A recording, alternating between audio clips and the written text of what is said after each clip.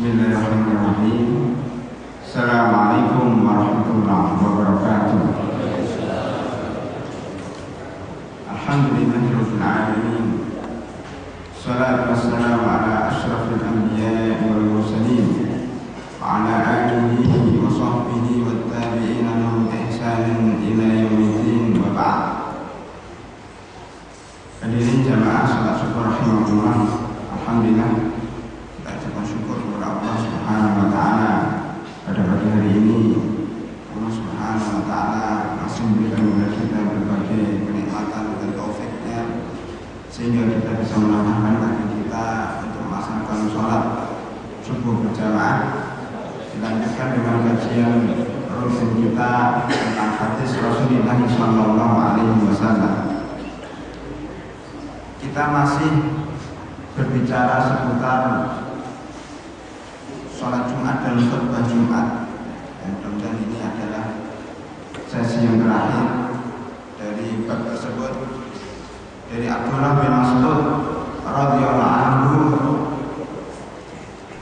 qala, bersabda Rasulullah sallallahu alaihi wasallam, dia berkata, allamana Rasulullah sallallahu alaihi wasallam fi khutbatil hajah, bahwasanya Rasulullah sallallahu alaihi wasallam mengajarkan kepada kita beberapa kalimat tentang khutbatul hajah. Khutbatul hajah itu maksudnya ketika ada keperluan-keperluan besar, seperti ada event-event besar, termasuk di dalamnya pernikahan, termasuk di dalamnya meresmikan sesuatu atau wisuda, ataupun termasuk dalamnya adalah khutbah Jumat atau khutbah Id atau khutbah-khutbah yang lain yang sifatnya itu yang besar. Maka kita diajarkan siapa saja yang ceramah atau khutbah pada waktu itu diajarkan dengan beberapa muqaddimah khutbah seperti berikut. Alhamdulillahi nahmaduhu wa nasta'inuhu wa nastaghfiruh wa na'udzu billahi min shururi anfusina wa sayyiati a'malina. May yahdihillahu fala mudilla lahu wa man yudlil fala hadiya lahu. Wa asyhadu an la ilaha illallah wahdahu la syarika lahu wa asyhadu anna Muhammadan abduhu wa rasuluh. Ya ayyuhalladzina amanu taqullaha haqqa tuqatih wa la tamutunna illa wa antum muslimun. Ya ayyuhan nasu taqu rabbakum alladzi khalaqakum min nafsin wahidah wa khalaqa minha zawjaha wa batha minhuma rijalan katsiran wa nisaa'a wattaqullaha alladzi tasaaluna bihi wal arham innallaha kana 'alaikum raqiba. Ya ayyuhalladzina amanu taqullaha wa qulu qawlan sadida yuslih lakum a'malakum wa yaghfir lakum dhunubakum wa man yuti'illaha wa rasulahu faqad faza fawzan 'azima. Demikian sunnah Rasulullah SAW ketika memulai khutbah al-hajah atau khutbah-khutbah yang lain, ya, termasuk dalam ceramah pun dibolehkan menggunakan muqaddimah ini. Paling tidak dalam khutbah Jumat, khatib itu membaca muqaddimah seperti ini.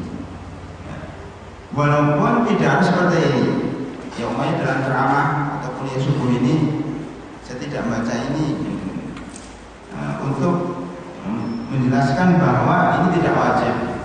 Ya, ini sunnah, terutama pada event-event yang sangat besar. Untuk kultum kita menggunakannya agak pendek.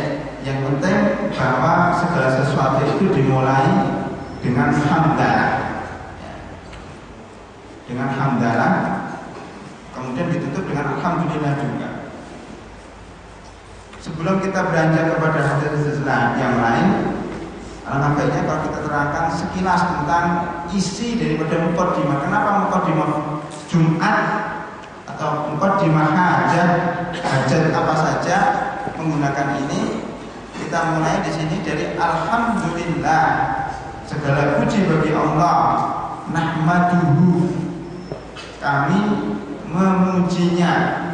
Wa nasta'inuhu, kami meminta pertolongan kepadanya. Wa nastaghfiruhu, dan kami mohon ampun terhadap dosa yang kita kerjakan selama ini. Jadi kita memuji, meminta pertolongan, dan mohon ampun. Itu menunjukkan bahwa kita sebagai hamba Allah Subhanahu wa Ta'ala itu selalu merasa diri kita itu kecil dan merasa bahwa Allah Subhanahu wa Ta'ala itu maha suci, supaya kita nggak sombong. Jadi kalau kita sering mengucapkan seperti ini, insya Allah rasa sombong itu akan luluh, akan hancur di dalam tubuh kita, karena kita selalu memuji Allah Subhanahu wa Ta'ala. Dialah yang maha suci, kita banyak salahnya. Inilah hakikat penghambaan ibadah itu, hakikatnya seperti ini. Pengakuan kepada Allah Subhanahu wa Ta'ala bahwa diri kita adalah makhluk yang lemah, namanya penghambaan. Tidak terbatas pada sholat saja. Seandainya kita memenuhi sholat kita, sebenarnya sholat kita ini adalah penghambaan. Artinya kita sujud, rukuk, menghinakan diri kita di hadapan Allah. Kepala yang mulia ini kita hinakan di atas tanah yang hina ini untuk Allah Subhanahu wa Ta'ala. Itu hakikat penghambaan sebenarnya. Maka kalau orang itu menghambakan diri kepada Allah Subhanahu wa Ta'ala, dia akan takut dengan adab Allah Subhanahu wa Ta'ala. Kemudian nasta'inuhu, kita minta pertolongan diri kepada Allah. Ini penafsiran daripada surat Al-Fatihah, iyyaka na'budu wa iyyaka nasta'in. Hanya kepadamu lah kami menyembah, dan hanya kepadamu lah kami meminta pertolongan. Artinya salah satu bentuk penyembahan yang paling dekat adalah kita meminta segala sesuatu kepada Allah Subhanahu wa Ta'ala. Wa nastaghfiruhu, dan kita memohon ampun atas segala dosa kepada Allah Subhanahu wa Ta'ala. 3 itu.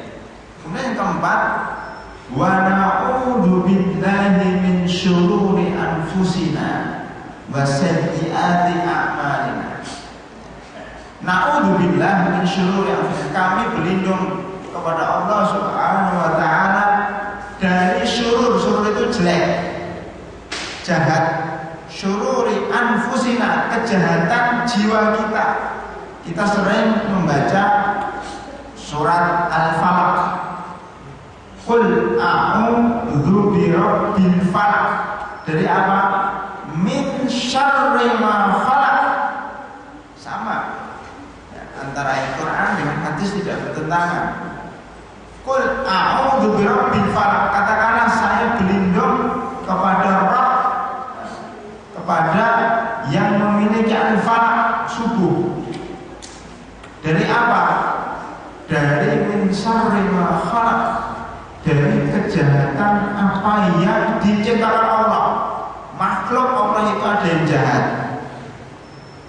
Salah satu makhluk Allah yang jahat itu jiwa kita.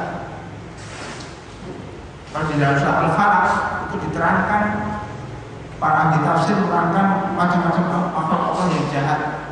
Termasuk yang diterangkan dalam hadis, kalau kita berkunjung kepada anak yang baru lahir atau ibu yang baru melahirkan anak, atau bertemu dengan anak kecil dan seterusnya, kita disunahkan untuk membaca U'idzuka bikalimatin tammah min syarri syaitanin wa hammah wa min kulli ainin lamah. Maka bisa dihafal ya. U'idzuka, saya meminta perlindungan untukmu wahai anak, atau wahai anak yang masih kecil, bayi ini. Dari apa? Dengan apa? Berlindung kepada apa? Bikalimatin tammah, berlindung kepada kalimat-kalimat Allah yang sempurna. Maksudnya Al-Quran. Al-Quran itu kalimat-kalimat Allah. Maksudnya juga la ilaha illallah,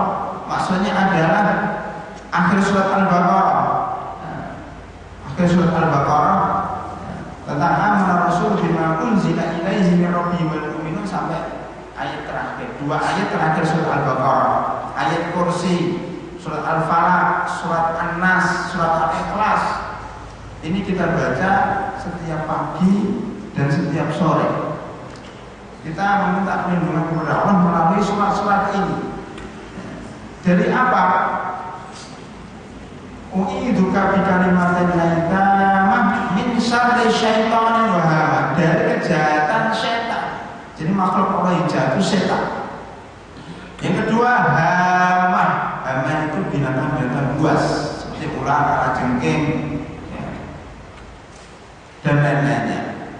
Makanya Rasulullah SAW ketika seseorang berada dalam sholat, beliau bersabda, uqtulul aswadaini fis sholat, bunuhlah dua binatang hitam dalam sholat, al-aqraba wal hayyata, kalajengking dan ular. Karena kalajengking dan ular itu membahayakan manusia. Setiap yang membahayakan manusia kita diperintahkan untuk membunuhnya walaupun dalam keadaan sholat. Karena binatang buas yang bekerja sama dengan setan, biasanya binatang-binatang ini warnanya hitam. Kalajengking itu yang buas itu hitam, kemudian ular yang buas itu juga hitam, kemudian tikus itu biasanya hitam. Saya belum pernah lihat tikus berwarna putih atau berwarna hijau, hitam. Kalau tikus berwarna putih itu biasanya bukan tikus, itu jenis tikus.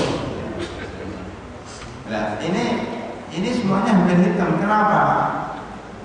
Karena memang hitam itu identik dengan setan, walaupun tidak semuanya. Tapi binatang-binatang yang hitam itu rata-rata identik dengan setan. Seperti dalam sholat, Rasulullah SAW bersabda, sholat itu terputus dengan 3 hal. Pertama, dengan keledai. Keledai juga biasanya warnanya hitam. Kedua, dengan wanita. Tapi wanita nggak hitam.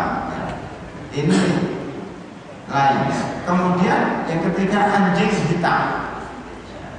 Aisyah radhiyallahu anha bertanya, dan beberapa perempuan zaman sahabat bertanya, kenapa kita disamakan dengan anjing dan keledai?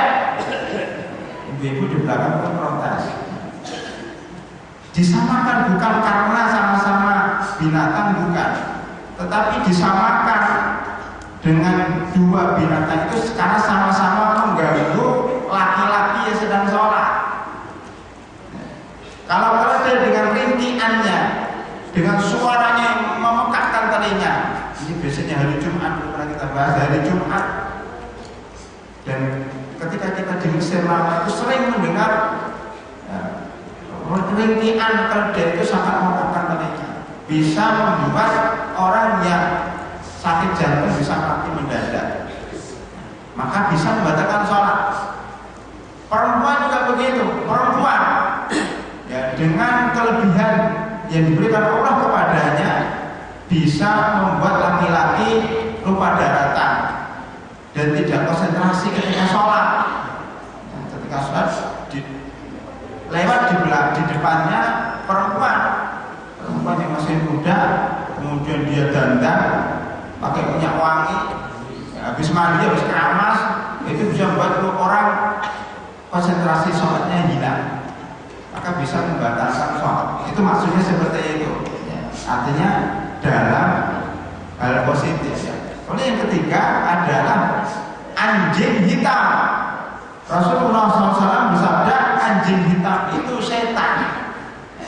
Jadi lengkaplah di sini, kalajengking hitam, ular hitam, tikus hitam, dan anjing hitam, serta setan hitam.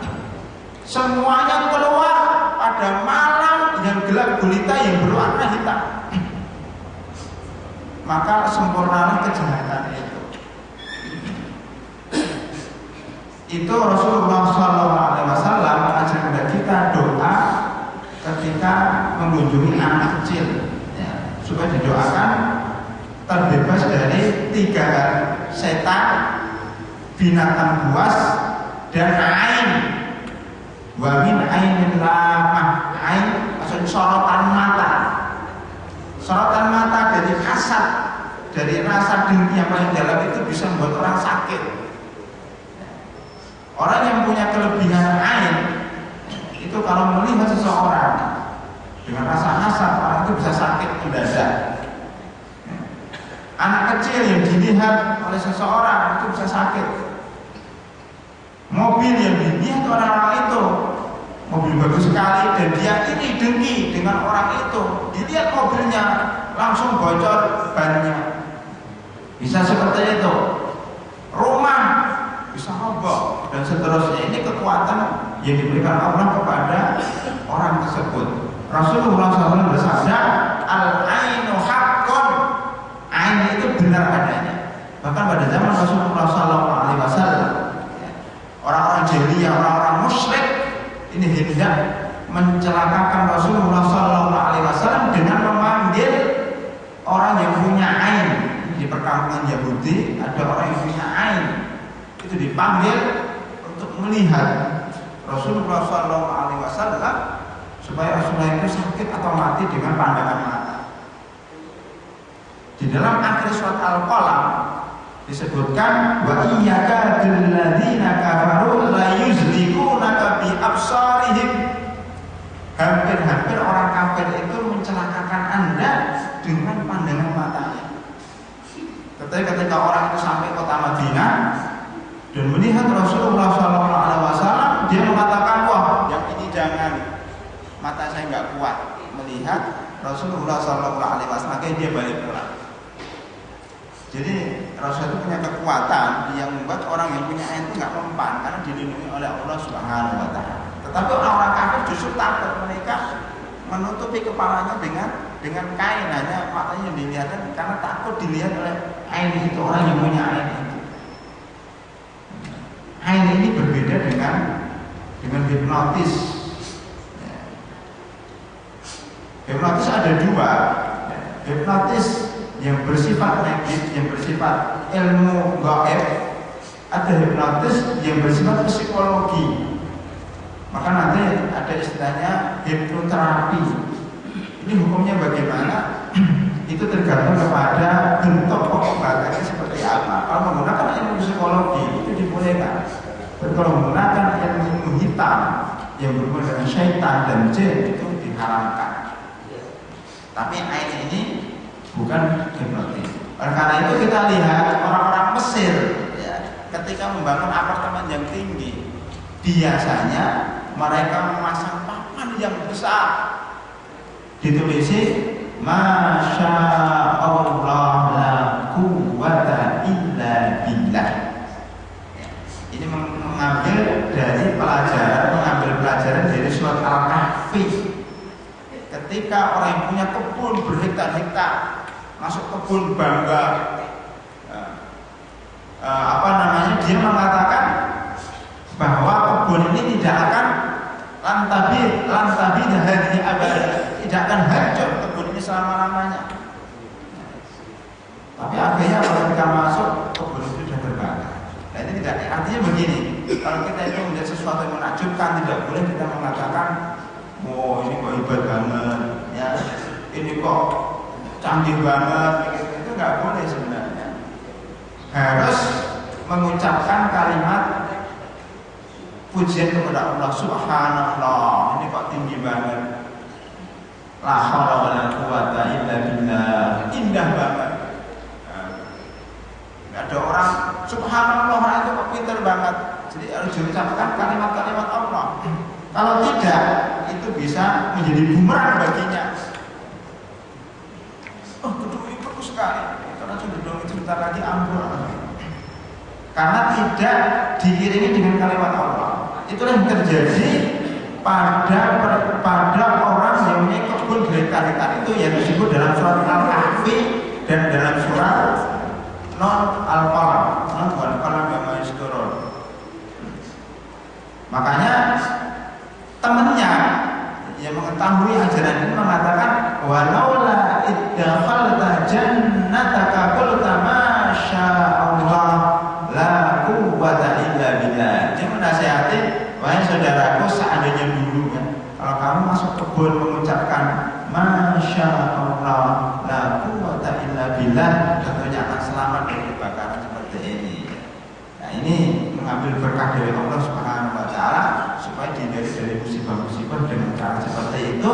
Kemudian menjadi adat orang Mesir, kemudian memasang papan yang tulisannya masya Allah la quwwata illa billah, untuk menunjukkan bahwa kita ini lemah, yang kuat hanyalah Allah Subhanahu wa taala.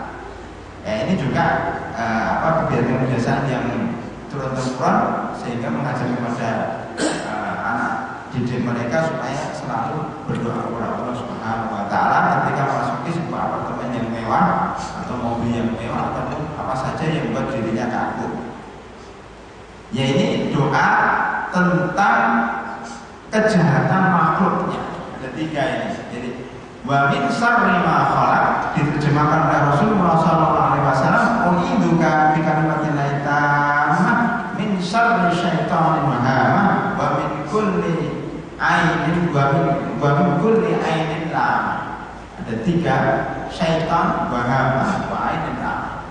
Di dalam surat Al-Falaq sendiri itu dijelaskan beberapa makhluk yang jahat, seperti qul a'udzu birabbil falaq min syarri ma khalaq wa min syarri ghasiqin idza waqab, dan dari kejahatan malam jika gelap gulita.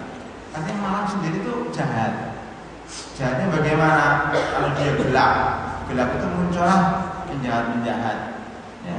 Di sana terjadi perampokan, pencurian, pelacuran, perjudian. Muncullah binatang-binatang buas pada waktu malam. Munculnya setan pada waktu malam. Ya. Maka Rasulullah SAW bersabda, ketika maghrib telah datang, malam telah datang, perintahkan anak-anak kalian masuk ke rumah. Tutuplah pintu-pintu kamar dan pintu-pintu depan rumah Anda. Tutuplah bejana-bejana.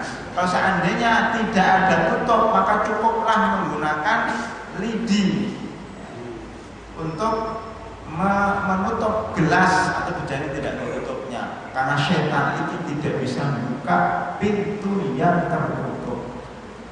Ini menunjukkan bahwa malam itu banyak hal-hal tidak baik.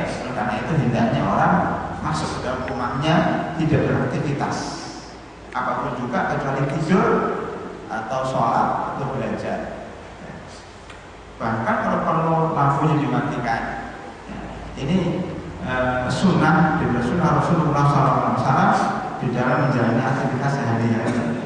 Maka kita lihat bagaimana orang yang sering begadang malam, tidak tidur sampai larut malam atau keluar malam, itu terkena berbagai penyakit yang membahayakan. Bahkan ditemukan di dalam diri seseorang itu ada namanya hormon melatonin, hormon kekebalan yang tidak muncul kecuali pada malam hari dan keadaan gelap gulita. Ketika dalam keadaan terang benderang, hormon itu tidak bekerja. Artinya kalau kita tidur di bawah sinar lampu yang sangat terang, maka tubuh kita tidak maksimal tidurnya. Nah, karena itu didapatkan bahwa tidur malam, terutama habis isya sampai sebelum subuh, itu sangat berguna bagi kesehatan kita, bagi kekebalan tubuh kita. Orang yang jarang tidur rentan terkena penyakit karena kekebalannya sudah mulai berkurang. Bahkan PBB, Persatuan Bangsa-Bangsa, dalam hal ini adalah WHO, Badan Kesehatan Dunia, meninjau ulang kebijaksanaan negara-negara yang memperlakukan shift malam. Kerja malam sendiri tidak bagus. Karena itu ketika sudah malam hendaknya pulang, istirahat, nanti teruskan pagi hari habis itu mengakui kebenaran Islam secara tidak langsung. Hadirin rahmatullah, itu dalam surat Al-Falaq. Nah, itu diterangkan di dalam khutbah Jumat ini. wa na'udzu billahi min syururi anfusina, dan kami berlindung kepada kejahatan jiwa kami. Ternyata jiwa kita juga jahat. Maka Allah Subhanahu wa taala berfirman di dalam surat Yusuf, innan nafsa la'ammaratun bis-su' illa ma rahima rabbi. Sesungguhnya jiwa itu selalu membisikkan kepada kejahatan, yang oleh orang kita disebut hawa nafsu. Bisikan hawa nafsu itu jiwa yang jahat. Pasti dia menyuruh sesuatu yang jahat, pasti. Nah, kita berlindung dari jiwa ini, jiwa yang ada dalam diri kita. Jiwa ada 3 ya, jiwa ammaratun bis-su', kemudian jiwa lawwamah, dan jiwa mutmainnah. Ada 3. Maka kalau seseorang punya jiwa ammaratun bis-su', hendaknya selalu melatih diri, mengekang hawa nafsu, terus menerus melaksanakan perintah Allah. Nanti dia naik kepada jiwa yang berikutnya, yang bernama jiwa lawwamah dalam surat Al-Insan. Fala uqsimu bin nafsil lawwamah.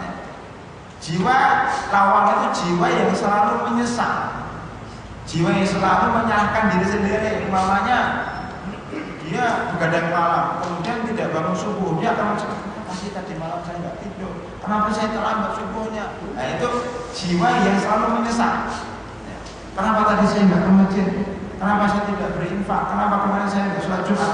Itu selalu menyesali apa yang pernah dilakukan. Itu dan tingkatan yang lebih baik daripada jiwa yang pertama. Orang seperti itu sudah lumayan, berarti imannya naik turun, dan itu merasakan bahwa jiwanya ada sesuatu. Jadi, kalau itu dilatih terus, maka akan meningkat menjadi jiwa nafsul mutmainnah. Dalam surat Al-Fajr, ya ayyatuhan nafsul mutmainnah, ya, irji'i ila rabbiki radiyatan mardiyah. Wahai jiwa yang tenang. Jiwa yang tenang itu adalah jiwa yang selalu tenang ketika menghadap Allah Subhanahu wa taala. Tenang ketika dibacakan ayat-ayat Al-Qur'an. Tenang ketika bisa melaksanakan ibadah kepada Allah Subhanahu wa taala. Hidup itu tenang, no problem. La khaufun 'alaihim wa lahum yahzanun. Tidak takut terhadap masa depan dan tidak sedih terhadap apa yang sudah berlalu. Itu jiwa yang tenang. Nah, ini semuanya kita baru menuju kepada jiwa yang menyuruh kepada kebaikan, menyuruh kepada kejahatan, ammaratun bis-su', menuju jiwa yang lawwamah. Dan bagi yang punya jiwa lawwamah baru menuju kepada jiwa yang mutmainnah. Jiwa mutmainnah ini tidak banyak. Nah, beberapa orang yang benar-benar saleh, taat kepada Allah Subhanahu wa taala, punya jiwa yang tenang. Tenang, apa-apa tenang. Menghadapi problema hidup dunia ini tenang, tidak panik, biasa saja. Karena tahu bahwa segala sesuatu itu yang menentukan Allah Subhanahu wa taala. Dia tidak panik. Oleh karena itu dia sehat. Termasuk tanda-tandanya dia itu sehat jiwanya, sehat badannya, karena penyakit-penyakit itu muncul akibat jiwa yang tidak pernah tenang. Ya. Jadi ini ada 4, saya ulangi lagi Pak, ada 4. Ya. Nahmaduhu wa nasta'inuhu wa nastaghfiruh wa na'udzu billahi min syururi anfusina. Ditambah lagi wa min sayyiati a'malina. Itu yang 5 ini sama dengan yang 4, tapi bisa digabungkan. Kalau kita tambah 5 berarti wa min syururi anfusina wa sayyiati a'malina. Kalau jiwanya jelek, biasanya amalannya jelek. Agar jiwa kita baik, maka kita beramal dengan yang baik. Mudah-mudahan jiwa kita menjadi baik. Itu kita minta perlindungan kepada Allah dari 5 ini. Kemudian diteruskan, may yahdillahu fala mudilla lahu.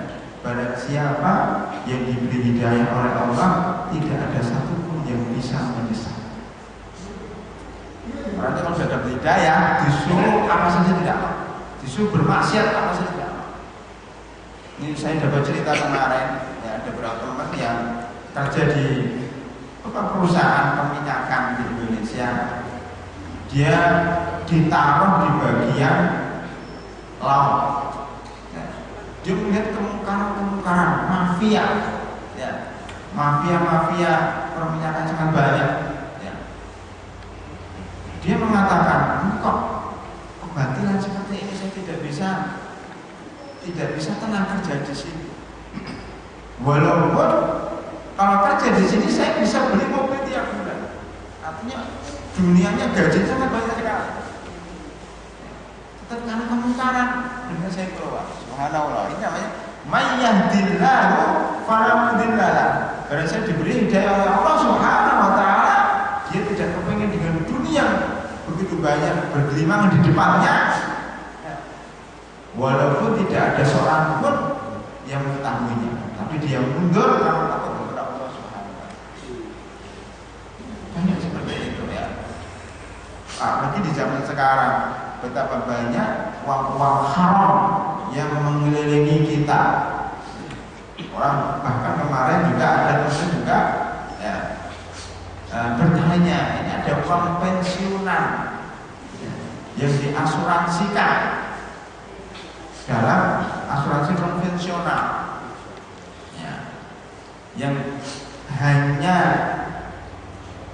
500 juta, 400 juta jumlah dari pensiunan itu kalau dimasukkan dalam sistem asuransi konvensional itu bisa sampai 5 sampai 10 M. Ya. Ketika orang pensiun kemudian diberi uang 10 miliar, itu secara jiwa susah untuk menolak. Tapi kalau diberi 100 juta masih bisa menolak, ya, karena itu uang haram. Tapi kalau sudah diberi 10 M mau menolak sangat berat. Jadi ada jiwa-jiwa yang memberontak ya, dari hal-hal yang syubhat atau hal-hal yang haram. Ya. Ini menunjukkan bahwa Allah SWT memberikan hidayah sama seseorang itu susah orang itu mau menyesatkan lagi. Khalid bin Walid kurang apa? Dia seorang jenderal yang dulu mau menyerang atau membunuh Nabi Muhammad SAW ketika sebelum masuk ke Mekah masuk Islam. Umar bin Khattab waktu itu mau mencari anak adiknya, ya, adiknya dicari tadi sudah masuk Islam, ditampar adiknya. Kemudian dia mencari namanya Muhammad mana, mau dibunuh, dia sudah memegang pedang.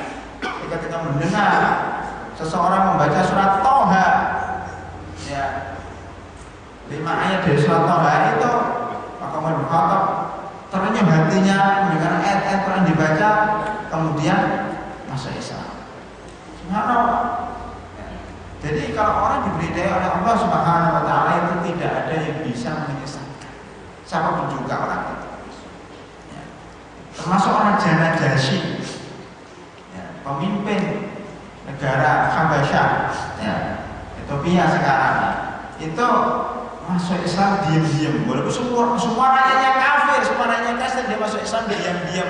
Maka ketika dia meninggal dunia, Rasulullah SAW menyolatkan sholat gaib. Itu satu-satunya sholat yang dilakukan Rasulullah SAW pada sholat gaib, sehingga para ulama berbeda pendapat sholat gaib ini untuk siapa? Apakah untuk orang Islam yang meninggal dunia, ataukah untuk orang Islam yang meninggal dunia di dunia kafir? Berbeda pendapat. Kalau sholat gaib itu diperuntukkan oleh orang Islam yang meninggal di tengah-tengah umat Islam, maka tentunya setiap hari kita sibuk dengan sholat gaib, karena setiap detik itu ada orang Islam yang mati. Subuh ini juga ada orang yang mati. Nanti jam 8 ada orang yang mati. Jam 9 ada yang mati. Jam 10 ada yang mati. Berarti tiap hari, tiap detik, tiap jam kita sholat gaib. Nggak jadi kerja. Oleh karena itu ada sebagian yang mengatakan sholat gaib itu khusus orang Islam yang mati di tengah-tengah lingkungan kafir yang tidak disolatkan. Seperti Raja Najasyi ini, raja di tengah-tengah negara Kristen, tidak ada yang menyolatkan, maka sholat gaib. Sekali lagi perbedaan para ulama, ya. Sehingga sholat gaib itu dilakukan untuk orang-orang Islam yang khusus yang mati di tengah-tengah orang Kristen atau orang Muslim.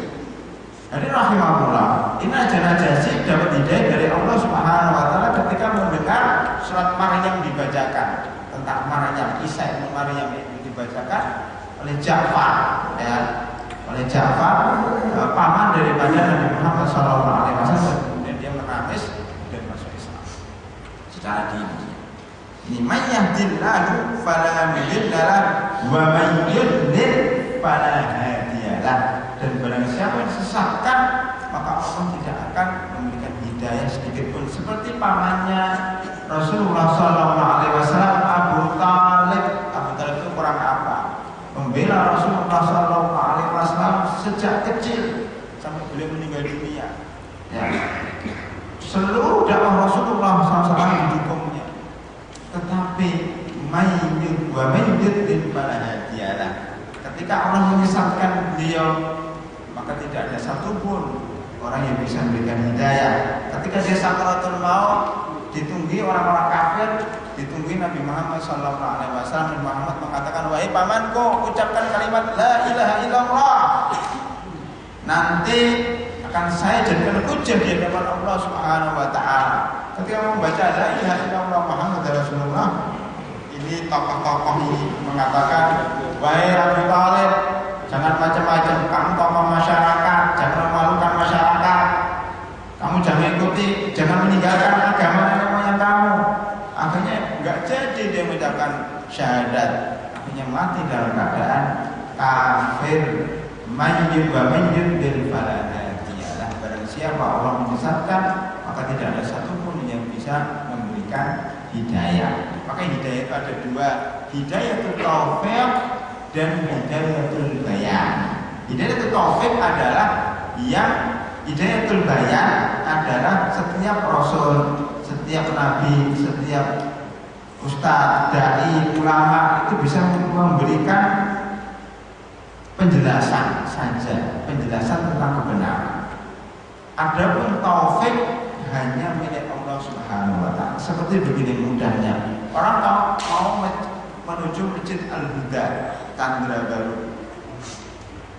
Orang yang tahu tempatnya kan menuju Rempah, kan masuk tol, kemudian keluar tol Jatiwarna, belok kiri ada pom bensin terus. Nanti ada supermarket, belok masuk. Di situ ada Tandra Baru. Itu namanya hidayatul bayan, memberi penjelasan. Siapa saja bisa selama orang itu punya ilmu. Tetapi apakah orang tergerak mengikuti petunjuk itu? Malas lah, saya nggak mau ke sana. Nah itu berarti Allah tidak mentakdirkan dia mengikuti petunjuk itu. Atau dia, saya nggak mau lewat situ, saya mau lewat Kecapi saja, saya mau lewat Pondok Gede saja umpamanya. Berarti orang itu tidak mengikuti penjelasan yang dijelaskan oleh orang yang berilmu tadi.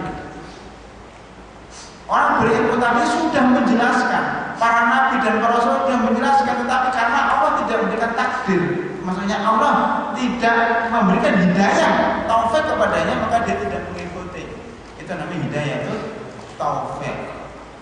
Nah makanya Allah SWT berfirman, innaka la tahdi man ahbabta walakin Allah yahdi man yasha. Muhammad, kamu tidak bisa memberikan hidayah kepada orang yang Anda kehendaki, yaitu pamannya Abu Talib, tetapi Allah yang memberikan hidayah kepada siapa yang dikehendaki. Makanya siapapun juga, apakah itu para nabi, para ulama, para dai, para ustadz, tugasnya hanya menyampaikan. Masalah jamaahnya ikut atau tidak ikut itu urusan Allah Subhanahu wa taala. Bahkan ada nabi yang mengikuti cuma satu. Ada nabi ikut cuma dua.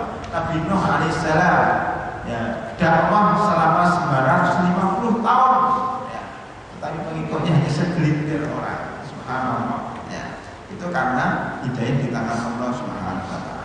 Hadirin rahimahullah. Setelah itu kemudian asyhadu an la ilaha illallah wahdahu la syarikalah wa asyhadu anna Muhammadan abduhu wa rasuluh. Kemudian membaca tiga surat. Ini tiga surat ini kenapa dibaca? Karena di dalamnya ada takwa.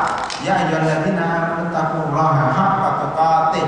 Makanya khutbah Jumat itu, ya, itu dianjurkan agar khatibnya itu mengajak para hadirin untuk bertakwa kepada Allah Subhanahu wa taala.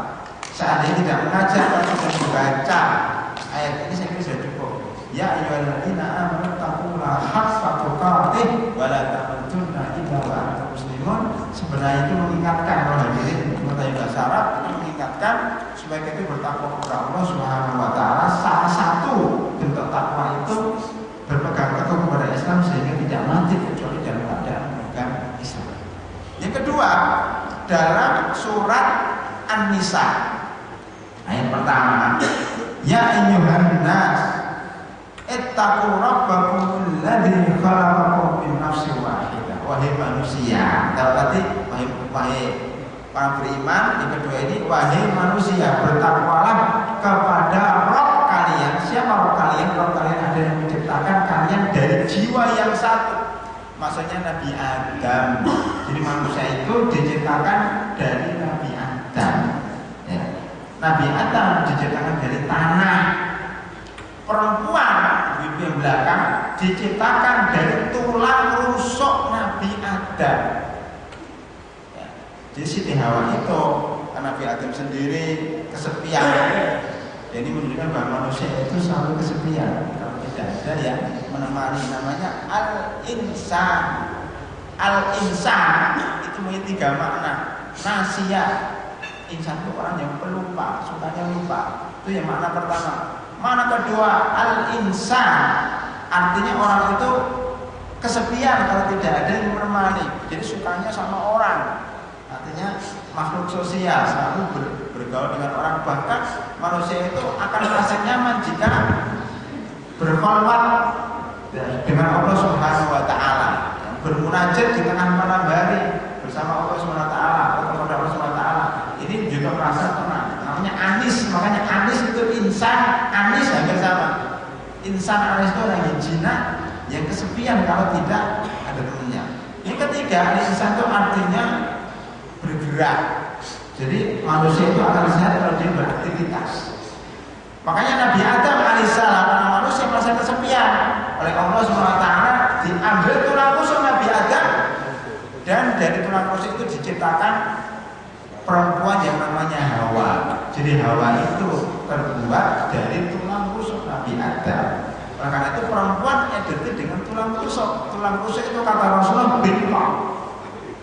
Bintok itu maksudnya sifat perempuan itu lebih susah dididik dibanding laki-laki. Sifatnya memang ya repot itu. Selalu mengandalkan perasaan dibanding dengan pikiran. Segala sesuatu itu dinilai dengan perasaan. Walaupun kadang-kadang tidak masuk akal, nggak bisa dicerna dengan akal tapi karena perasaan. Ya. Makanya sering banyak pikiran. Itu. Jadi banyak pikiran. Nah ini yang repotnya perempuan seperti itu. Untuk menenangkan itu butuh waktu berhari-hari. Ya. Itu perempuan. Tetapi dengan sifat seperti ini justru dia mampu mengayomi anak kecil. Makanya tulang rusuk yang bengkok itu di dalamnya ada organ-organ tubuh yang vital. Ya. Kalau kita nggak ada tulang rusuk, kita akan mudah mati. Kalau terbentuk dengan sesuatu nggak ada tulang rusuknya, kita mati. Kalau kita nggak ada perempuan, kita juga cepat mati. Karena tidak ada yang menghibur, tidak ada yang merawat dan seterusnya. Sama seperti itu. Jadi laki-laki intinya tidak bisa dilepas dari perempuan yang menjadi tulang rusuknya, menjadi pelindungnya. Anak-anak kecil itu siapa yang merawat kalau bukan perempuan? Laki-laki tidak bisa merawat anak-anak kecil. Ya. Mungkin masih menyusui, siapa yang menyusui kalau tidak ada perempuan? Nah, karena itu tulang rusuk di sini bukan pelecehan kepada perempuan, tapi justru sanjungan ya, dan pujian kepada perempuan walaupun sifatnya bengkok, walaupun sifatnya banyak perasaan, mudah menangis, lemah. Kalau dinasihatin balik lagi, dinasihatin balik lagi, tetap bengkok. Tetapi kebengkokannya ini justru melindungi makhluk lemah, bahkan melindungi laki-laki. Ini yang dimaksud ya, supaya orang tidak salah paham, karena hadis ini berasal dari Sahih Bukhari dan Muslim. Sahih hadis ini bukan Israiliyat, bukan dari Bani Israil, ini hadis benar. Nah, Rasulullah SAW bersabda, "Istausu bin nisa'i khaira." Berwasiatlah kepada perempuan secara baik-baik. Artinya laki-laki itu tidak boleh otoriter terhadap perempuan. Perempuan itu nggak bisa dikerasi. Fa innahunna khuliqna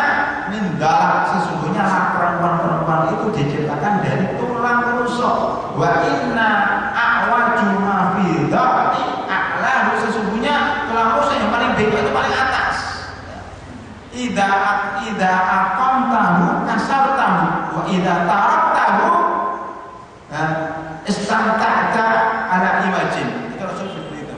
Kalau kamu biarkan perempuan itu dia akan bengkok terus. Tetapi kalau kamu luruskan secara paksa maka akan patah.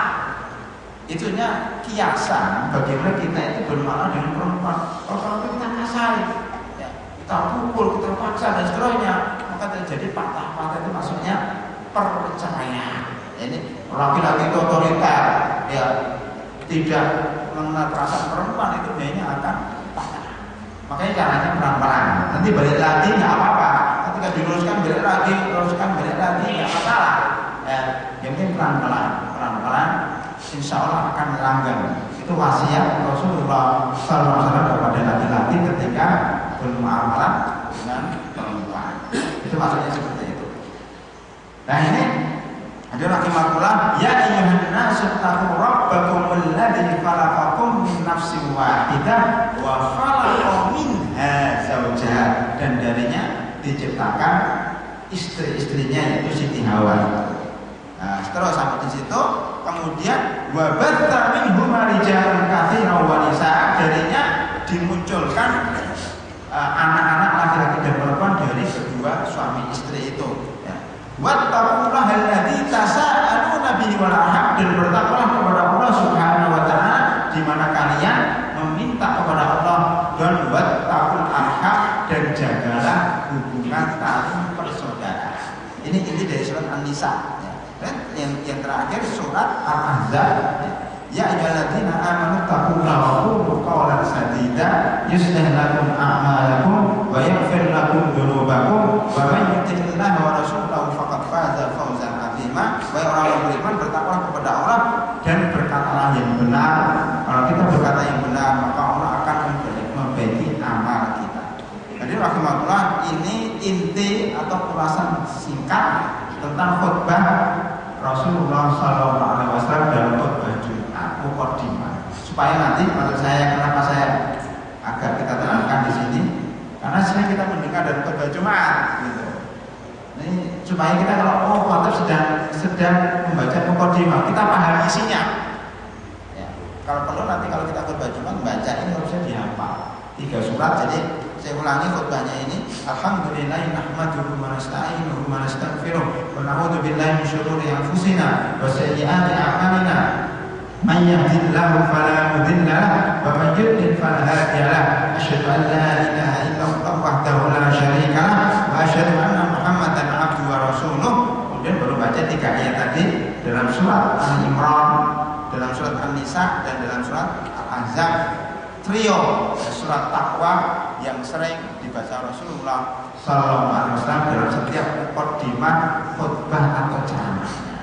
Jadi setelah ini biasanya kita tidak asing. Kenapa kok setiap ada ceramah orang-orang itu membaca ini? Karena memang inilah yang diajarkan Rasulullah SAW kepada Abdullah bin Mas'ud, dan kita hendaknya mengikuti sunnah ini. Kemudian pada rahmatullah, mungkin satu hadis pada kali ini, sehingga belum bisa kita selesaikan ya, beberapa hadis tentang Jumat. Insya Allah pada pertemuan yang akan datang, insya Allah.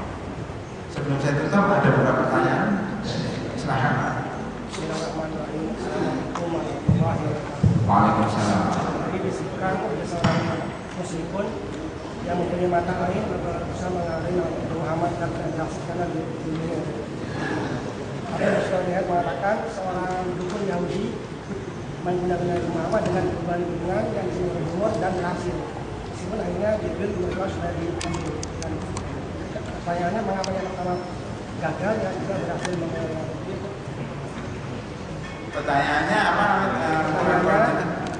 Seorang yang ada itu masalah sihir atau masalah air tadi, Pak? air gagal, sihir berhasil. Itu bedanya, Pak. Oh ya. Oh, pertanyaan ya, kenapa air itu menjadi gagal ketika orang itu mau melihat dan mencelakakan Rasulullah dengan air kok gagal dan sihir berhasil? Air itu hikmahnya yang mengetahui Allah Subhanahu wa taala, tapi air di situ sifatnya menghancurkan, Pak, menghancurkan Rasulullah SAW bukan hanya